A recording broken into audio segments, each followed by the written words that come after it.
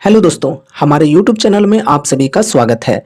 आज IRFC की Q4 result out हो चुकी है एंड अभी हम इनकी रिजल्ट के ऊपर डिस्कस करने वाले हैं कि कैसी रिजल्ट आई है और यही रिजल्ट्स के अकॉर्डिंग हमें कल के दिन इसकी शेयर प्राइस पर मूवमेंट्स देखने को मिल सकती हैं।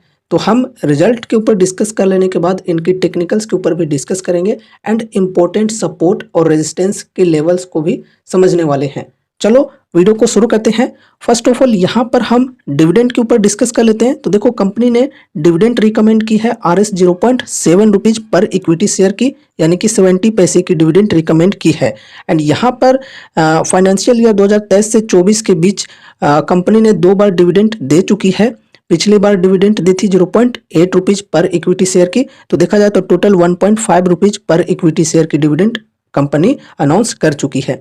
ये जो 0.7 रुपीज पर इक्विटी शेयर इस बार अनाउंस हुई है, ये जो AGM की मीटिंग है ये कंप्लीट हो जाएगी तो उसके बाद विद इन 30 डेज मिल जाएगी।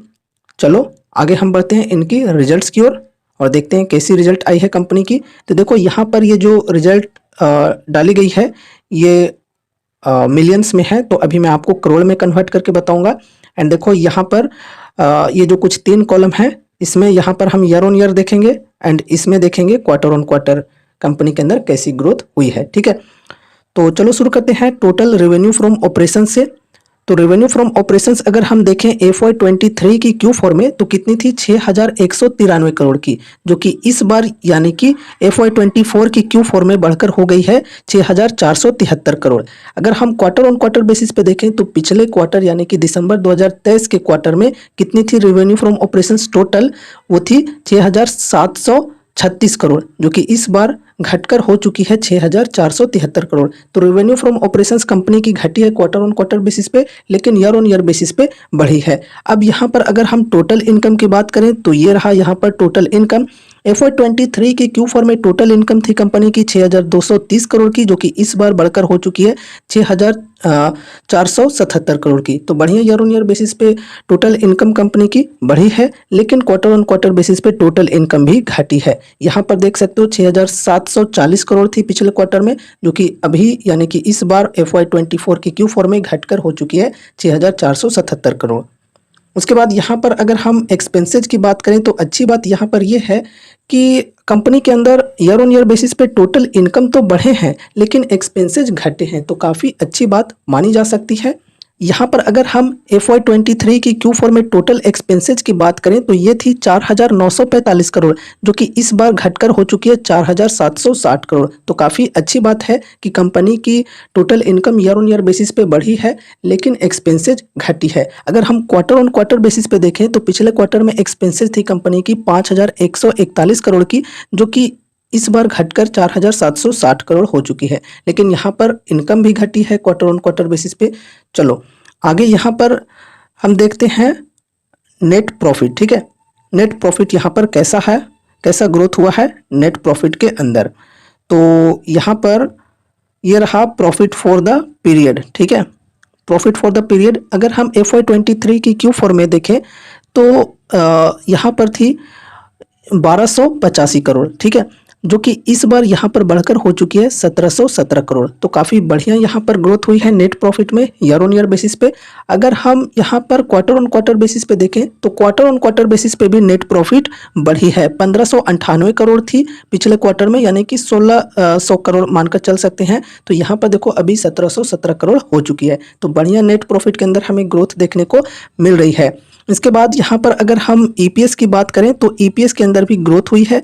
देख सकते हो 1.02 रुपीज से बढ़कर 1.32 रुपीज हो चुकी है। अगर हम क्वार्टर ऑन क्वार्टर बेसिस पे देखें तो 1.23 रुपीज से बढ़कर 1.32 रुपीज हो चुकी है। तो ओवरऑल यहाँ पर अगर हम रिजल्ट देखें तो काफ़ी अच्छी है। सिर्फ यहाँ पर हमें revenue from operations and total income के अंदर क्वार्टर ऑन क्वार्टर बेसिस पे डिक्लाइन देखने को मिली है, बाकी सभी चीज़ें ठीक देखने को मिल रही है। अब हम बढ़ते हैं इनकी चार्ट्स के ऊपर और देखते हैं क्या है इंपॉर्टेंट सपोर्ट एंड रेजिस्टेंस के लेवल्स। तो यहाँ पर अब हम इनकी चार्ट्स के ऊपर डिस्कस करते हैं। तो देखो यहाँ पर जो ये रिजल्ट आई है काफ़ी बेहतरीन है, तो चांसेज है कि कल के दिन हमें शेयर के अंदर बढ़िया तेजी देखने को मिले। अभी के प्राइस की बात करें तो ये अभी 173 के प्राइस पर ट्रेड कर रही है। पिछले दिन यहाँ पर 2.51% की तेजी थी।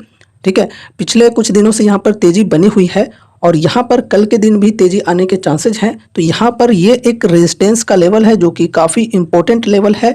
ये इसकी 52 वीक हाई की लेवल है। ठीक है, तो इस लेवल को ब्रेक करना होगा। अगर इस लेवल को बढ़िया तरीके से ब्रेक करती है, कल करे या फिर परसों करे, अगर बढ़िया तरीके से ब्रेक करती है तो फिर ऊपर में बहुत ही ज़्यादा तेज़ी आ सकती है, बहुत ही आगे तक शेयर प्राइस जा सकती है। और जैसा कि आपको पता है कि अभी इलेक्शन का माहौल है, अगर 4 जून में यहाँ पर रिजल्ट में हमें ये देखने को मिलती है कि बीजेपी गवर्नमेंट की विनिंग होती है, तो फिर इस शेयर के अंदर बहुत ही भयंकर तेज़ी आ सकती है। ठीक है, क्योंकि सबको पता है मार्केट की एक्सपेक्टेशन भी है बीजेपी गवर्नमेंट को लेकर, तो यहाँ पर इस वजह से तेजी आने के चांसेस काफ़ी ज़्यादा हैं। अब ऐसा आप लोग बिल्कुल भी मत सोचना कि मैं बीजेपी से हूँ इसलिए ऐसा बोल रहा हूँ।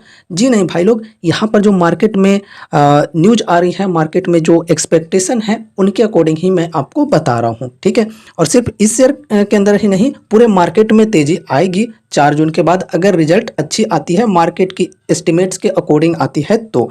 ठीक है गाइज, तो यहाँ पर यह है एक मेन रेजिस्टेंस 192 के लेवल की, जो कि काफ़ी इंपॉर्टेंट लेवल है। और यहाँ पर इसको अगर ब्रेक करती है तभी यहाँ पर बढ़िया तेज़ी आ सकती है, वरना अगर यहाँ से प्रॉफिट बुकिंग चालू होती है तो काफ़ी ज़्यादा गिरावट आ सकती है शेयर के अंदर और गिरकर फिर इस लेवल पर आ सकती है, जो कि इनकी सपोर्ट की लेवल होगी।